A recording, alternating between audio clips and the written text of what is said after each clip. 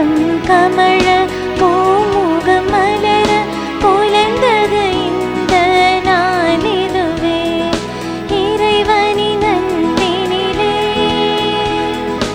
இரண்டர கலந்திருக்க நிறையருள் வாழ்வினிலே நிதமும் மகிழ்ந்திருக்க புனிதன நாளிதுவே. புனிதம் கமழ பூமுகம் மலர புலர்ந்தது இந்த நாளிதுவே. புனிதன நாளிதுவே. தந்தை மகன் தூயாவியாரின் பெயராலே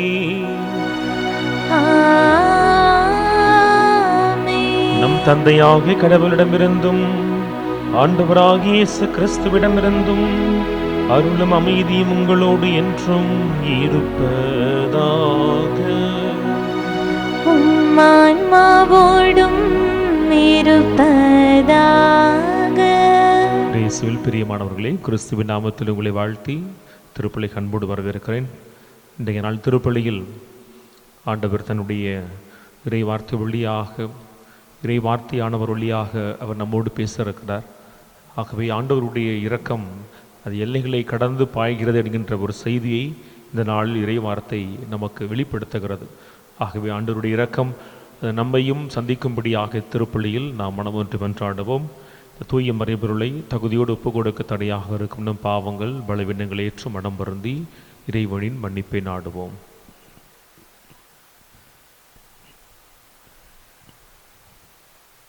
எல்லாம் வல்ல இறைவனிடமும் சகோதர சகோதரிகளே உங்களிடமும் நான் பாவியென ஏற்றுக்கொள்கிறேன். ஏனெனில் என் சிந்தனையாலும் சொல்லாலும் செயலாலும் கடமையில் தவறியதாலும் பாவங்கள் பல செய்தேன். என் பாவமே என் பாவமே என் பெரும் பாவமே. ஆகையால் எப்போதும் கன்னியான தூய மரியாளையும் வானதூதர் புனிதர் அனைவரையும் சகோதர சகோதரிகளே உங்களையும் நம் இறைவனாகிய ஆண்டவரிடம் எனக்காக வேண்டிக்கொள்ள மன்றாடுகிறேன். எல்லாம் உள்ள இறைவன் நம்மை இரக்கம் வைத்து நம் பாவங்கள் பலவீனங்கள் எல்லாவற்றையும் மன்னித்து நம்மை நிலை வாழ்வுக்கு அழைத்து செல்வாராக. ஆமென்.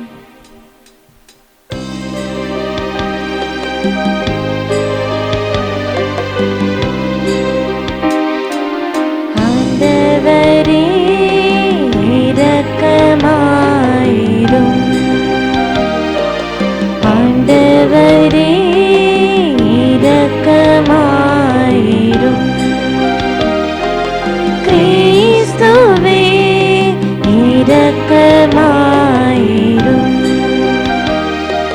கிறிஸ்துவே இரக்கமாயிரும். ஆண்டவரே இரக்கமாயிரும். ஆண்டவரே இரக்கமாயிரும். மன்றாடுவோமாக. என்றென்றுமுள்ள எல்லாம் வல்ல இறைவா, தூய ஆவியார் எங்களுக்கு கற்று தந்தவாறு உம்மை தந்தை என அழைக்க நாங்கள் துணிவு கொள்கின்றோம்.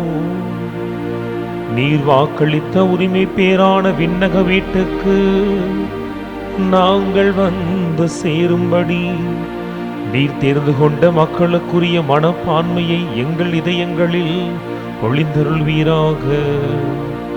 எங்கள் ஆண்டவராகிய இயேசு கிறிஸ்து வழியாக உம்மை மன்றாடுகின்றோம்.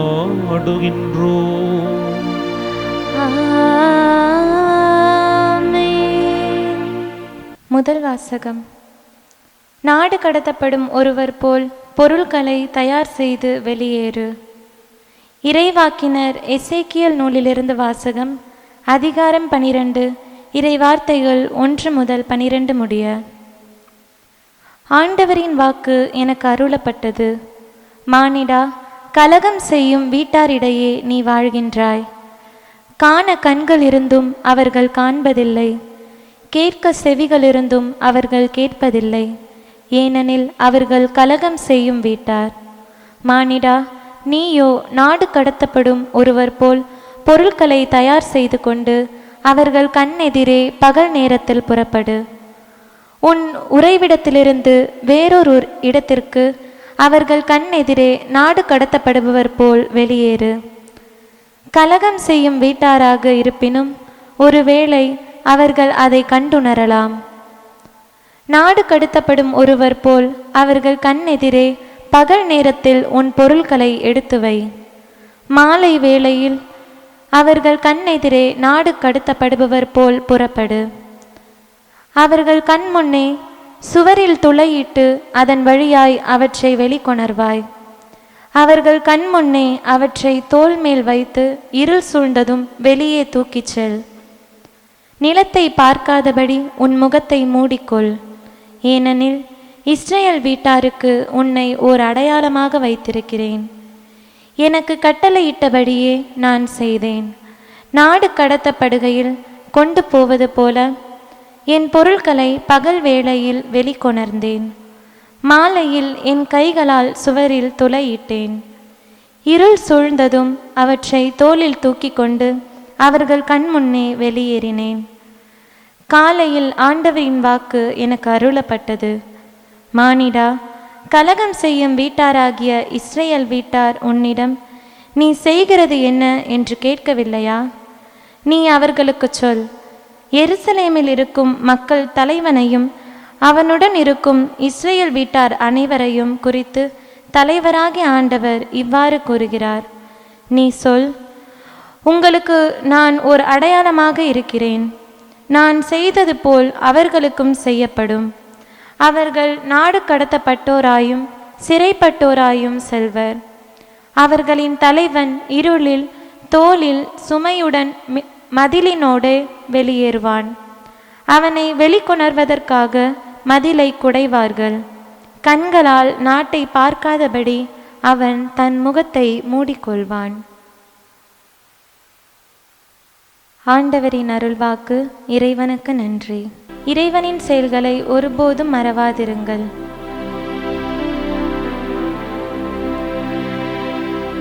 இறைவனின் செயல்களை ஒருபோதும் மறவாதிருங்கள். இறைவனின் செயல்களை ஒருபோதும் மறவாதிருங்கள். ஆயினும் உன்னதரான கடவுளை அவர்கள் சோதித்தனர். அவருக்கு எதிராக கிளர்ந்தெழுந்தனர். அவர் தம் நியமங்களை கடைபிடிக்கவில்லை. தங்கள் மூதாதையர் போல் அவர்கள் வழி தவறினர். நம்பிக்கை துரோகம் செய்தனர். கோணிய வில்லென குறி மாறினர். இறைவனின் செயல்களை ஒருபோதும் மறவாதிருங்கள். தம் தொழுகை மேடுகளால் அவருக்கு சினமூட்டினர். தம் வாய்ப்பு சிலைகளால் அவருக்கு ஆத்திரமூட்டினர். கடவுள் இதை கண்டு சினம் கொண்டார். இஸ்ரேலை அவர் முழுமையாக புறக்கணித்தார். இறைவனின் செயல்களை ஒருபோதும் மறவாதிருங்கள். தம் வலிமையை அடிமைத்தனத்திற்கு கையளித்தார். தம் ஆட்சியை எதிரியிடம் ஒப்புவித்தார்.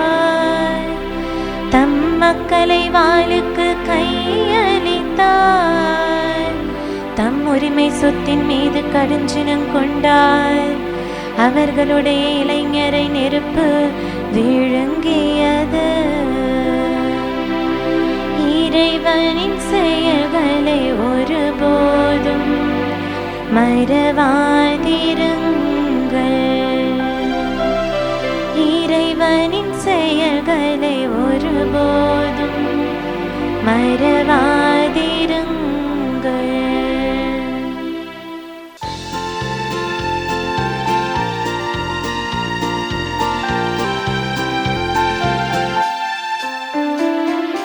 ஆ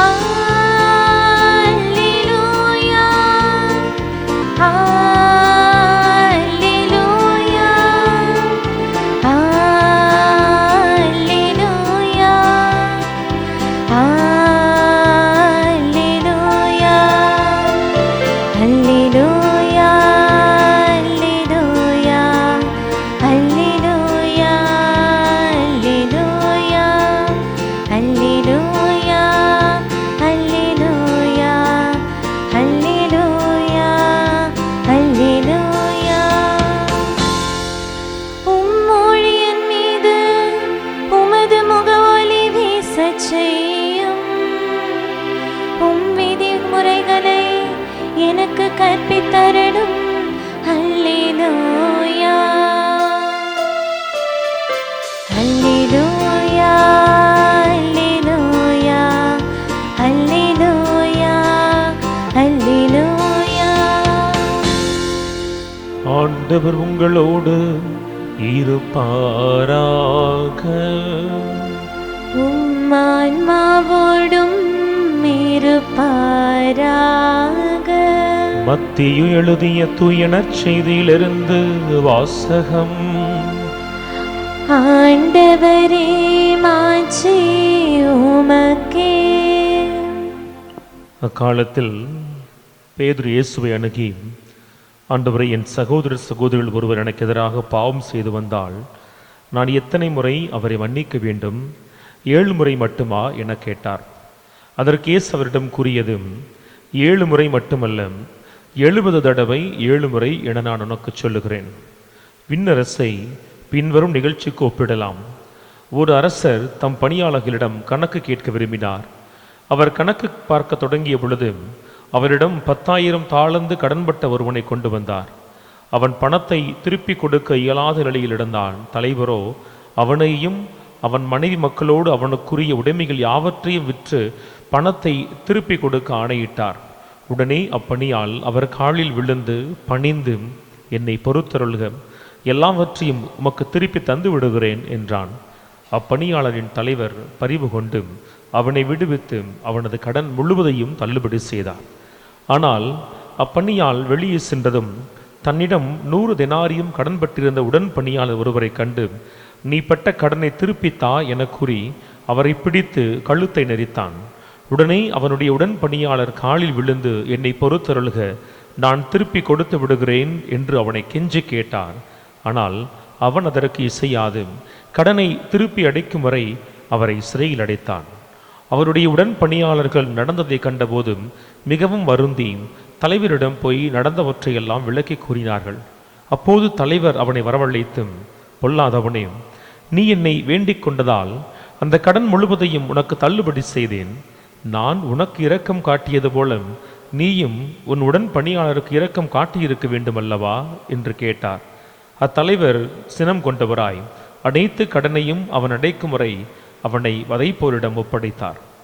உங்களுள் ஒவ்வொருவரும் தம் சகோதரர் சகோதரிகளை மனமாற மன்னிக்காவிட்டால் விண்ணுலகில் இருக்கும் என் தந்தையும் உங்களை மன்னிக்க மாட்டார்.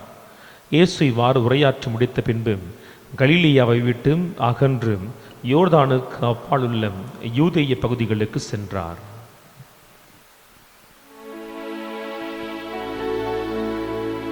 ஆண்டவரின் அருள்வாக்கு. கிறிஸ்துவே உமக்கு புகழ். ஆண்டவர் இயேசுவில் எனக்கு மிகவும் பிரியமானவர்களே, ஒவ்வொரு முறை நாம் திருப்பலியை ஆரம்பிக்கிற பொழுது தந்தை அவர்கள் வாழ்த்து கூறியதும் மனத்துயர் வழிபாடு இடம்பெறும்.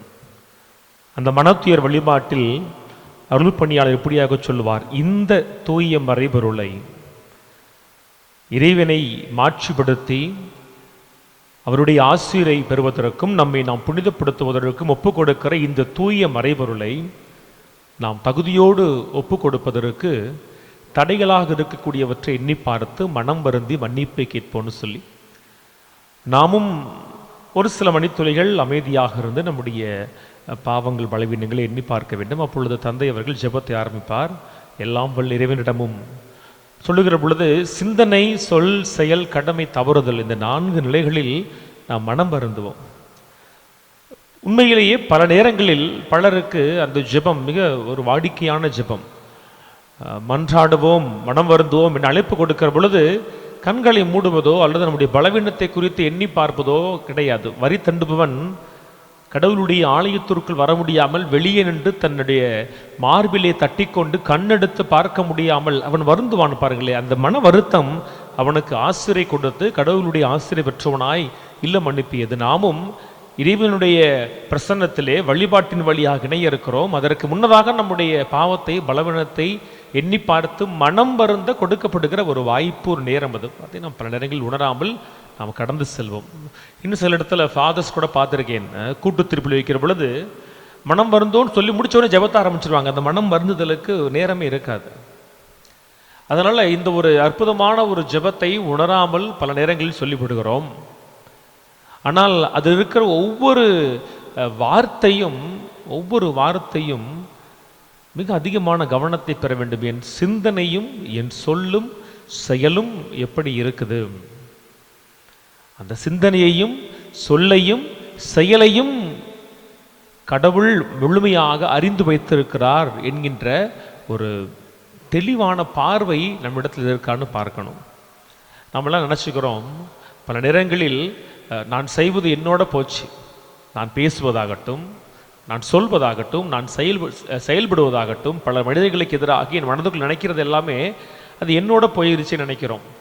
ஆனால் நம் ஒவ்வொருவர் பெயரிலுமே கடவுள் ஒரு கண்டிப்பாக சொல்கிறேனே ஒரு பாவ சீட்டையோ புண்ணிய சீட்டையோ எழுதி வச்சிருப்பார். அவர் ஒவ்வொரு வார்த்தையும் ஒவ்வொரு செயலும் ஒவ்வொரு சிந்தனையும் அது ஆண்டவருடைய கணக்கில் தவறாமல் இருக்குது. நம்ம எப்பவுமே குறித்து வச்சுக்கணும். விவிலியம் சொல்வது போல தான் எதுவும் அவருடைய பார்வையில் மறைவாகவே இல்லை. அதற்கு தொடக்கத்தில் நாம் பயணப்பட்டோன்னு சொன்னால் காயின் வாழ்க்கை தான் மிகப்பெரிய உதாரணம். யாரும் பார்க்கவில்லை, கொன்றேன் அப்படின்னு காயின் நினைச்ச பொழுது கொலை செய்யப்பட்ட ஆபேல் சார்பாக கடவுள் கேட்கிறார், எங்கே உன் சகோதரன்? யாரும் பார்க்கவில்லை, நான் உரியாவை கொன்றேன் என தாவீது நினைத்த பொழுது கடவுள் முகத்திற்கு நேராக சொல்லுவார், நீயே கொலை செய்தவன், நீயே அந்த பாவி, அந்த மனிதன் சொல்லி. இப்படி கடவுள் எல்லாவற்றையும் அறிந்தவராய் இருக்கிறார்னு சொன்னோம்னா இன்னைக்கு நற்செய்தியில் அவர் சொல்லுகிற செய்தியை பாருங்களே. மிகப்பெரிய கடன்பட்டவனை தன் இரக்கத்தினால் அவர் மன்னித்து அனுப்புகிற பொழுது அவனோ பெற்றுக்கொண்ட இரக்கத்தை இன்னொருவனுக்கு தர அவன் மறுக்கிறான். இது மாதிரி ஒரு 2 நிகழ்வு நம்ம வாழ்க்கையில் நடக்கிறதல்ல, அவ்வளவுதான். கடவுள் நம்மை அழைத்து நம்முடைய பாவத்திற்கு ஏற்க தண்டனையை கொடுக்க போற இடத்துல நம்ம அவர் காலில் விழுந்து கெஞ்சும் பொழுது அவர் இறக்கப்பட்டு நம்ம ஒவ்வொரு நாளும் அனுப்புறாருன்னு சொன்னா நம்மளும் அந்த இறக்கத்தை ஒரு வேளை கொடுப்போம். ஐயோ, அடுத்த நாள் காலையில் போய் நிக்கணுமேன்னு சொல்லி. அப்படி ஒரு நிகழ்வு நடக்காதனால நினைச்சுக்கிறோம், நான் பேசுறதும் நான் செய்யறதும் நான் நினைக்கிறதும் யாருக்கும் தெரியாது, அது என்னோட முடிஞ்சிருச்சு, ஆனா அடுத்தவனை குறை சொல்வதற்கு எனக்கு தகுதி இருக்கு அப்படின்னு சொல்லி ஒவ்வொரு முறை மற்றவர்களை நாம் தீர்ப்பிடுகிற பொழுதெல்லாம் நமக்கு ரொம்ப தெளிவாய் புரிய வேண்டும், கடவுள் என்னையும் ஒரு நாள் தீர்ப்பிடுவார், என் ஒவ்வொரு சொல்லுக்கும் நான் கணக்கு கொடுக்கணும், ஒவ்வொரு செயலுக்கும் நான் கணக்கு கொடுக்கணும்னு சொல்லி. அதனாலதான் கடவுள் இன்னைக்கு சொல்றார், முதல்ல வந்தவனை பாருங்களேன், 10,000 தாளந்து, மிகப்பெரிய பாவி, மிகப்பெரிய பாவி. அந்த பாவத்தினுடைய சம்பளம் என்ன? அவனுக்கு தண்டனை நிச்சயம் கிடைக்க வேண்டும். 10,000 தாளந்து, அவ்வளவு பாவங்களை செய்தவன், தண்டனைக்கு உரியவன். ஆனால் தண்டனைக்கு உரியவனை கடவுள் தண்டனைக்கு உரியவனாக அல்ல, மன்னிப்புக்கு உரியவனாய் அவர் தன் இரக்கத்தினால் மாற்றுகிறார். வேற எதுவுமே கிடையாது, தன் இரக்கத்தினால் அவர் மாற்றுகிறார். ஆனால் அடுத்து பார்க்கிறோமே, வெறும் 100 தெனாரியம் கடன் வாங்கிய ஒருவனை இவன் தண்டிக்கிறான்னு சொன்னா, இந்த 100 தெனாரியம் எதை குறிக்குது? நம்ம கூட வாழ்கிற நம்முடைய உறவுகள், நம்முடைய நண்பர்கள், அவர்கள் நமக்கு எதிராய் செய்த, பேசிய, நினைத்த சிறு குற்றங்களை நாம் மன்னிக்க முடியும். ஆனால் நம்மிடத்தில் மன்னிப்பிற்காய் காத்திருக்கிறவர்களை நாம் தண்டனைக்குரியவர்களாய் மாற்றுகிறோம். இந்த ரெண்டும் அது ஒன்றாய் பொருந்தி போகுது. தண்டனைக்குரியவர்களை மன்னிப்பிற்குரியவர்களாய் மாற்றுவது கடவுள், அவருடைய இயல்பு. மன்னிப்புக்குரியவர்களை தண்டனைக்குரியவர்களாய் மாற்றுவது மனிதனுடைய இயல்பாய் மாறி இருக்கு. இந்த ரெண்டும் முரண்பட்டு இருக்கு அப்படின்றதான் இன்னைக்கு கடவுள் எடுத்து காண்பிக்கிறார்.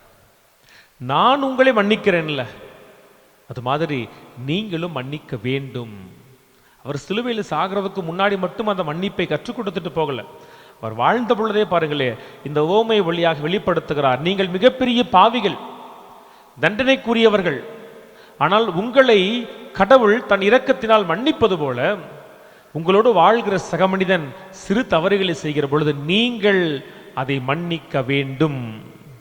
இந்த ரெண்டு நிகழ்வும் தனித்தனி நிகழ்வாய் முடிஞ்சிருந்தா பயம் கிடையாது. ஆனால் இந்த ரெண்டையும் இணைத்து கடைசியாக கொடுக்கிறாரு. மன்னிக்க மறுத்தவனை அவர் அழைத்து தண்டிக்கிறார். தண்டனைக்குரிய உன்னை மன்னிப்பிற்குரியவனாய் மாற்றினேன், மன்னிப்பை பெற்றுக்கொண்ட நீயோ உன் செயலால் மீண்டும் தண்டனைக்குரியவனாய் நீ மாறிவிட்டாய். இப்ப கடவுள் நம்மையும் ஒவ்வொரு நாளும் மன்னிக்கிறார்னு சொன்னா, நம்முடைய செயல்களுக்கு ஏற்ப அவர் நம்மை நடத்தலன்னு சொன்னா, மன்னிப்பை பெற்றுக்கொண்ட நாம் எப்படி இருக்கிறோம்? மீண்டும் அந்த மன்னிப்பை பெறுகிறவர்களாய் இருக்கிறோமா, அல்லது மன்னிப்பை பிறருக்கு கொடுத்து புண்ணியத்தை தேடிக்கொள்ளுகிறோமா, அல்லது நம்முடைய செயல் வழியாக மன்னிப்பை பெற்ற நாம் தண்டனைக்குரியவர்களாய் மீண்டுமாய் மாற இருக்கிறோமா எண்ணி பார்க்க வேண்டும். பிறர் குற்றத்தை நாம் மன்னிப்பது போலதான் நம் குற்றத்தை அவர் மன்னிப்பார் அப்படின்னு ஜெபத்தை இயேசுவே கற்றுக் கொடுத்துட்டு போயிட்டார். முதலில் நீ மன்னிப்பை கொடு, பிறகு அந்த மன்னிப்பு உன்னை சந்திக்கும். பெரும்பாலான நேரங்களில் இது போன்ற மறையுரைகளை ஆலயத்திலோ அல்லது ஜெபக்கூட்டங்களுக்கு போற சொல்லுகிறப்ப வேகமாக குறிப்பெடுப்பாங்க, பைபிளில் ஓரமாக குறித்து வச்சுப்பாங்க, எல்லாம் செய்வார்கள். ஆனால் வெளியில் சென்று வாழ துவங்குகிற பொழுது அந்த குறிப்புகள் எல்லாம் அது மறைந்து போகிறது. எத்தனை பிரச்சனைகள் நம்ம வீட்டில் இருக்கின்றது உங்களுக்கு தெரியும், எனக்கு தெரியும். இந்த பிரச்சனைகளில் மன்னிப்புக்குரியவர்கள் யார், தண்டனைக்குரியவர்கள் யார் உங்களுக்கு தெரியும், எனக்கு தெரியும். அவர்களை எப்படி நாம் நடத்துகிறோம்?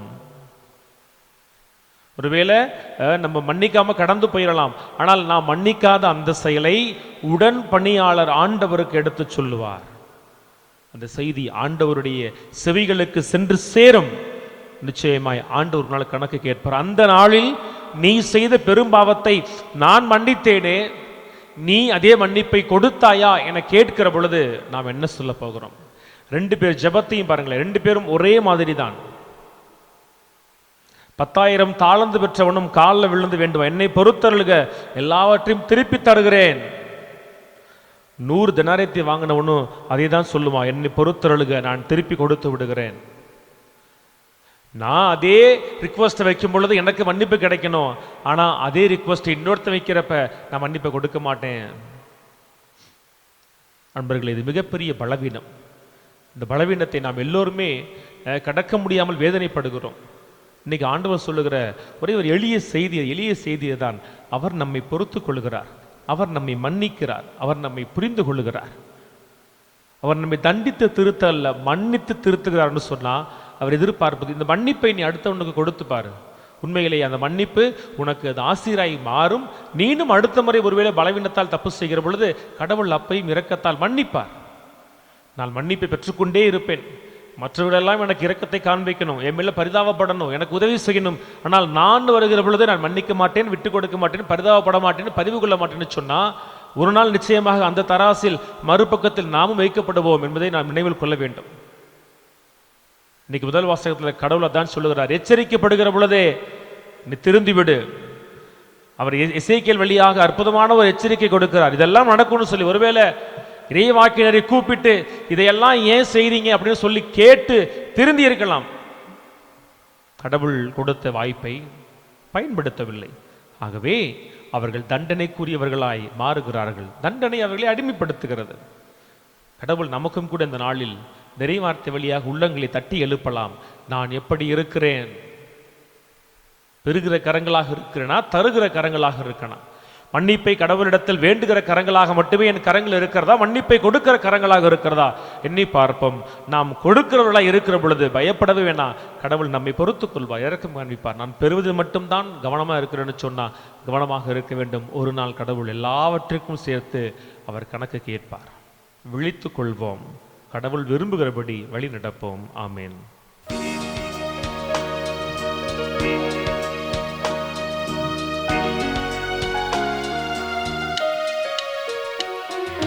தந்திட்ட பொருட்கள் யாவையும் எடுத்து தந்தோம் தந்தாய் ஏற்றிடுவாய். தந்திட்ட பொருட்கள் யாவையும் எடுத்து ஏற்றிடுவாய். வழங்கிட கனியோ உணவோ இன்றி வாடிடும் வரியோ பலர் இறைவா. வழங்கிட கனியோ உணவோ இன்றி வாடிடும் வரியோ பலர் இறைவா. வெறும் விழிநீ வியர்வை வேதனையன்றி வேறெதும் இல்லா நிலை இறைவா. தந்திட்ட பொருட்கள் யாவையும் எடுத்து தந்தோம் தந்தால் ஏற்றிடுவார். அன்பர்களை நாம் அனைவரும் இணைந்து ஒப்புக் கொடுக்கிற திருப்பலி எல்லாம் வல்ல வானக தந்தைக்கு ஏற்றதாகும்படி மன்றாடுங்கள். ஆண்டவர் தம் திருப்பெயரை புகழ்ச்சிக்காகவும் மாட்சிக்காகவும் நமது நன்மைக்காகவும் புனித திரு அவையின் அனைத்து நலன்களுக்காகவும் உமது கையிலிருந்து இப்பலியை ஏற்றுக்கொள்வாராக. ஆண்டவரை நாங்கள் ஒப்புக் கொடுக்கும் இக்காணிக்கைகளை கனிவுடன் புனிதப்படுத்தியருள உம்மை வேண்டுகின்றோம். இந்த ஆன்மீக பள்ளியின் காணிக்கையை ஏற்று எங்களை உமக்கு நிலையான கொடையாக மாற்றுவீராக. எங்கள் ஆண்டவராகிய இயேசு கிறிஸ்து வழியாக உம்மை மன்றாடுகின்றோம்.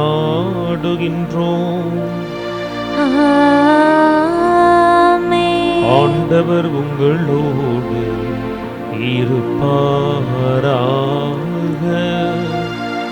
உம்மான்மாவோடும் இருப்பாராக. இதயங்களை மேலே எழுப்புங்கள். ஆண்டவரிடம் எழுப்பியுள்ளோம். நம் இறைவனாகிய ஆண்டவருக்கு நன்றி பாடுவோம். அது தகுதியும் நீதியும் ஆனது. ஆண்டவரே, உம்முடைய அன்பு திருமகன் வழியாக நீர் மனித இனங்களை படைத்தது போல மிகுந்த கனிவிறக்கத்தால் அவற்றை புதுப்பிக்கவும் திருவுளமானீர். ஆகவே படைப்புகள் அனைத்தும் உமக்கு பணிபுரிகின்றன. மீட்படைந்தோர் அனைவரும் உம்மை ஏற்றவாறு புகழ்கின்றனர். உம்முடைய புனிதர்களும் ஒரே இதயத்தோராய் உம்மை போற்றுகின்றனர். எனவே வானத்துதர் அனைவரோடும் சேர்ந்து நாங்கள் உம்மை கொண்டாடி மகிழ்வுடன் எப்பொழுதும் அறிக்கையிட்டுச் சொல்வதாவது: தூயவர் தூயவர் தூயவர், வான் படைகளின் கடவுளாம் ஆண்டவர். விண்ணகமும் மன்னகமும் உமது மாட்சியால் நிறைந்துள்ளன. உன்னதங்களிலே ஓசன்னா.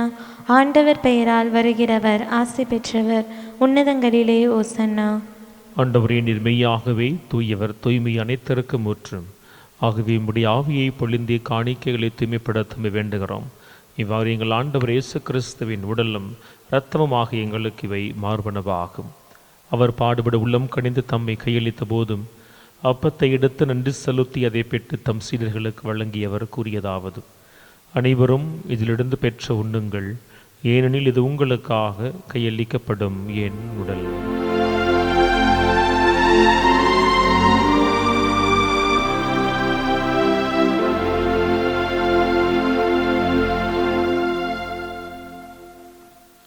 அவ்வண்ணமே இரவு விருந்தை அருந்திய பின் கிண்ணத்தையும் எடுத்து மீண்டும் உமக்கு நன்றி கூறி தம் சீடர்களுக்கு வழங்கியவர் கூறியதாவதும்: அனைவரும் இதிலிருந்து பெற்று பருகுங்கள், ஏனெனில் இது புதிய நிலையானும் உடன்படிக்கைக்கு உரிய என் இரத்தத்தின் கிண்ணம்.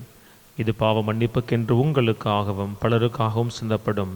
இதை என் நினைவாக செய்யுங்கள்.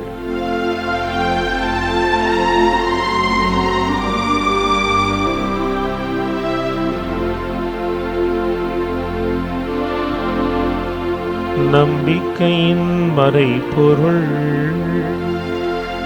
ஆண்டவரே, நீர் வருமளவும் உமது இறப்பினை அறிக்கையிடுகின்றோம். உமது உயிர்ப்பினையும் எடுத்துரைக்கின்றோம். ஆகவே ஆண்டவர், நாங்கள் கிறிஸ்துவின் இறப்பினையும் உயிர்ப்பினையும் நினைவு கூர்ந்தும் வாழ்வு தரும் அப்பத்தை மீட்பளிக்கும் கிண்ணத்தை உமக்கு ஒப்புக் கொடுக்கிறோம். உம் திருமுன் என்று உமக்கு ஒளியும் புரிய தகுந்தவர்களாய் எங்களை ஏற்றுக்கொண்டே எனவே உமக்கு நன்றி செலுத்துகிறோம். மேலும் கிறிஸ்துவின் உடலிலும் இரத்தத்திலும் பங்கு கொள்ளும் எங்களை தூய ஆவியார் ஒன்று சேர்த்தருளும்படி ஆக உம்மை தாழ்மையோடு மன்றாடுகிறோம். ஆண்டவரையும் உலகெங்கும் பரவியிருக்கும் இந்த திரு அவை நினைவு கூர்ந்தருளும். எங்கள் திருத்தந்தை சிங்கராயர், எங்கள் ஆயர் ஆரோக்கியராஜ், எல்லா திருநிலையினர் ஆகிய அனைவரோடும் உமது திரு அவை அன்பில் நிறைவு பெறச் செய்தருளும். மேலும் உயிர்த்தெழும் எதிர்நோக்குடன் திகழ்களும் எங்கள் சகோதர சகோதரிகளையும் இறந்தோர் அனைவரையும் இரக்கத்தோடு நினைவு கூர்ந்து உமது திருமுக ஒளியினுள் ஏற்றருளும்.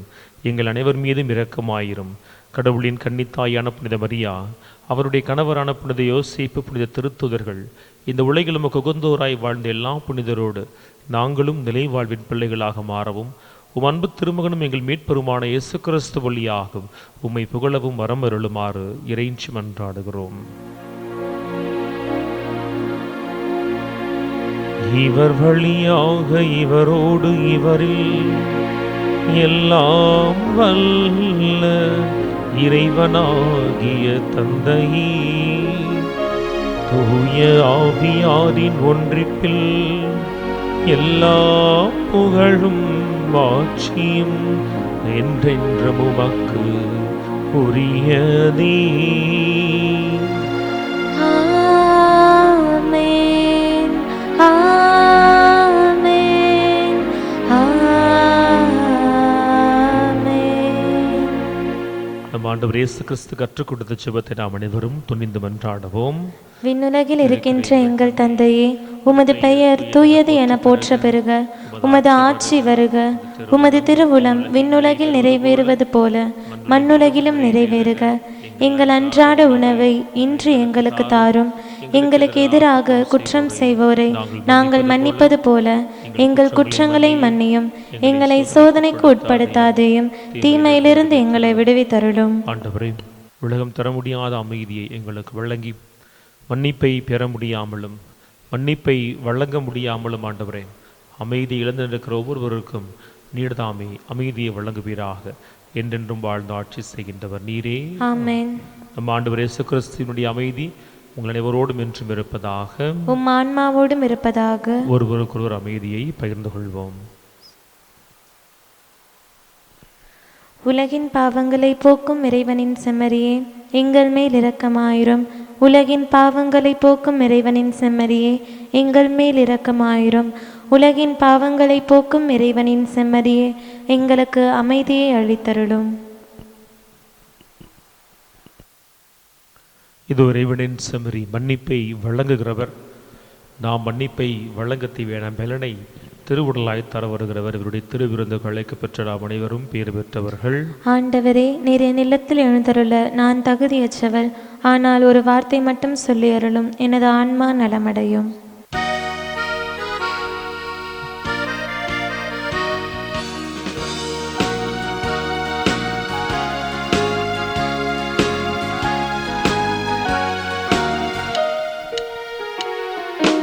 இதயமே இதயமே என்னில் எழுந்து வா, உதயமாய் மனதினில் ஒளியை ஏற்றவா, வாழ்விலே வலிமையாக வா, வசந்தமாய் என்னில் வாழவா.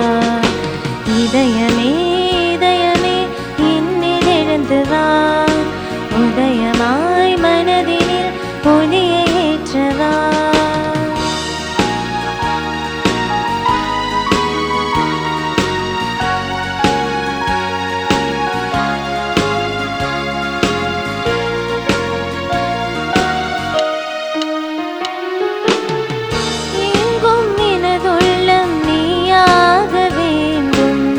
தாங்கிடும் உனது கரம் என்னை காக்க வேண்டும். நன்மை வடிவாக நாதாய் நீ வேண்டும். நாளும் புது வாழ்வு நான் வாழ வேண்டும். துயரும் திணியும் என்னை சொல்கின்ற போது துணையாக மருந்தாக நீ என்னில் வர வேண்டும். இதயமே இதயமே என்னில் எழுந்து வா, உதயமாய் மனதினில் ஒளியை ஏற்றவா. நன்றி கூறி மன்றாடுவோமாக. ஆண்டவரே, நாங்கள் உட்கொண்ட இத்திரு உணவு எங்களை உம்மோடு ஒன்றிக்கச் செய்து எங்களுக்கு மீட்பினை வழங்குவதாக. அது எங்களை உமது உண்மையின் ஒளியில் ஆண்டவரை உறுதிப்படுத்த உம்மை நாங்கள் மன்றாடுகின்றோம். நீர்தாமே எங்கள் மன்றாட்டுக்கு செவி சாய்த்து உமது மனம் விரும்புவது போல நாங்கள் எங்கள் வாழ்வை அமைத்துக் கொள்ள தேவையான வரங்களை எங்கள் மீது பொழிந்தருள்வீராக. எங்கள் ஆண்டவராகிய இயேசு கிறிஸ்து வழியாக உம்மை மன்றாடுகின்றோம்.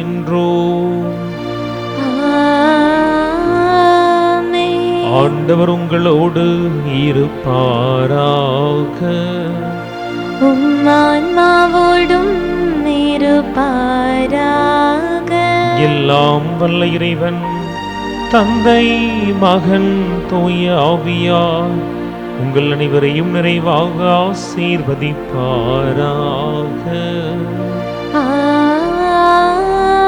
ஆமென். சென்று வாருங்கள், திருப்பலி நிறைவேறிற்று. இறைவனுக்கு நன்றி.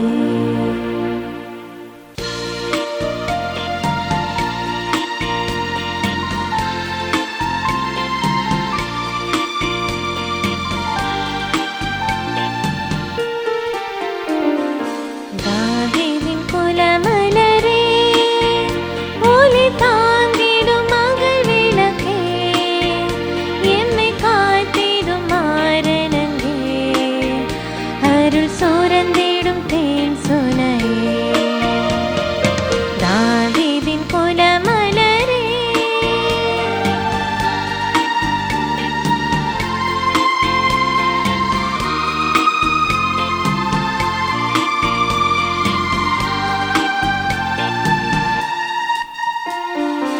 இறைவனே முதலில் உனை தெரிந்தாய், கரை சிறிதில்லா காத்திருந்தாய். இறைவனே முதலில் உனை தெரிந்தாய், கரை சிறிதில்லா காத்திருந்தாய். மறையவர் புகழும் மாமரியே, கரை சேர்ப்பதுவே உம் பணியே. மறையவர் புகழும் மாமரியே, கரை சேர்ப்பதுவே உம் பணியே. தாவீதின் குலமலரே, ஒளி தாங்கிடும் மகள் விளக்கே, எம்மை காத்திடும் மாரணங்கே, அருள் சுரந்திடும் தேன் சுனையே. தாவீதின் குலமலரே. தந்தை, மகன், தூய ஆவியின் பெயராலே ஆமென்.